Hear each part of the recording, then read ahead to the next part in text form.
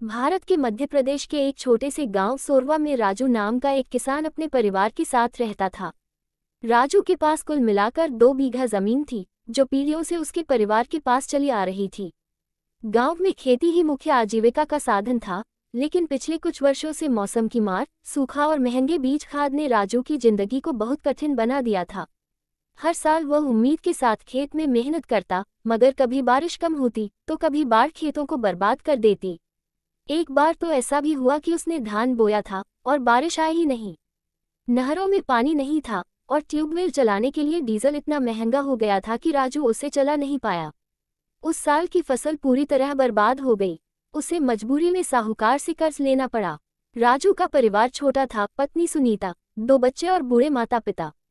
बच्चों की पढ़ाई, बूढ़े माँ बाप की दवाइयाँ और घर का खर्च, सब कुछ अब राजू की चिंताओं में शामिल हो गया था। कई बार तो उसे खुद 2 वक्त का खाना नसीब नहीं होता था, मगर वह कभी हार मानने को तैयार नहीं था। राजू को सबसे ज्यादा दुख तब हुआ जब उसके बड़े बेटे ने एक दिन कहा, बाबा, हम शहर चले जाएं, वहां कोई नौकरी ढूंढ लेंगे। खेती में कुछ नहीं रखा। ये सुनकर राजू को झटका लगा। वह नहीं चाहता था कि उसका बेटा भी खेत खलिहानों से मुंह मोड़ ले, लेकिन भीतर ही भीतर वह जानता था कि उसकी बात में सच्चाई है। उसी साल गांव में कृषि विभाग की एक टीम आई। उन्होंने गांव के किसानों को एक बैठक में बुलाया और बताया कि सरकार अब सूक्ष्म सिंचाई प्रणाली, ड्रिप इरिगेशन, जैविक खेती और फसल विविधीकरण जैसी योजनाओं को बढ़ावा दे रही है। साथ ही सरकार की ओर से कुछ सब्सिडी भी मिल रही थी, जिससे छोटे किसान भी आधुनिक तकनीक अपना सकते थे। राजू ने पहली बार किसी सरकारी योजना में दिलचस्पी दिखाई। बाकी किसान तो बोले, हमारी क्या औकात, ये तो बड़े किसानों के लिए होता है। लेकिन राजू ने फैसला किया कि वह कोशिश करेगा। राजू कृषि विभाग के दफ्तर गया और वहां से उसने ड्रिप सिंचाई प्रणाली लगाने के लिए आवेदन किया। थोड़ी दौड़भाग और दस्तावेजी प्रक्रिया के बाद उसे मंजूरी मिल गई। कुछ महीनों में उसके खेतों में पाइप बिछ गए और अब हर पौधे को जरूरत के मुताबिक पानी मिल पाता था। साथ ही कृषि अधिकारी ने उसे बताया कि अगर वह सब्जियां उगाए जैसे टमाटर, शिमला मिर्च या फूलगोभी, तो बाजार में अच्छा दाम मिल सकता है। राजू ने पहली बार अपनी पारंपरिक फसलें छोड़कर टमाटर और शिमला मिर्च की खेती शुरू की।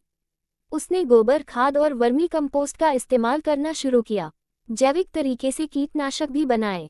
शुरुआत में उसे डर लगा कि अगर फसल खराब हो गई तो, लेकिन जब पहली बार उसकी फसल तैयार हुई तो वह खुद देखकर हैरान रह गया। पौधे हरे भरे थे और फसल अच्छी गुणवत्ता की थी। वह अपने टमाटर को लेकर पास के शहर के मंडी गया और वहां उसके टमाटर को अच्छे दाम मिले। अगले 2-3 सीजन में राजू की हालत में सुधार आने लगा। अब उसे साहूकार से उधार नहीं लेना पड़ता था। उसके बच्चे स्कूल में अच्छे से पढ़ाई कर रहे थे और घर में हर दिन चूल्हा ठीक से जलता था।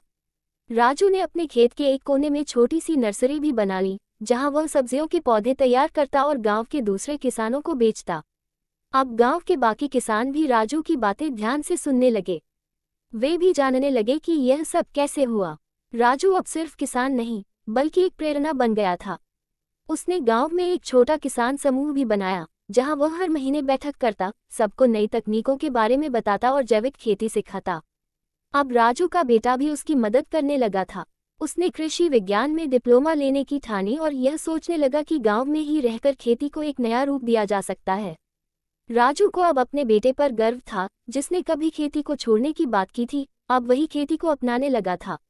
राजू ने अपने खेत के बाहर एक बोर्ड भी लगवाया, हरियाली की उम्मीद, जैविक खेती द्वारा समृद्धि की ओर।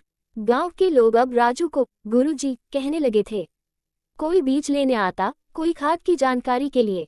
उसकी जिंदगी में अब संघर्ष तो था, पर साथ में आत्मविश्वास और सम्मान भी था।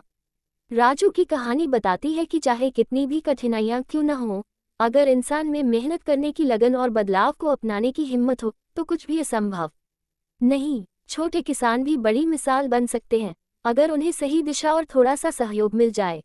दोस्तों, हमारा चैनल पसंद आया हो तो लाइक करें और सब्सक्राइब करें और बेल आइकन दबाएं, जिससे आने वाली वीडियो की नोटिफिकेशन सबसे पहले आपको मिले।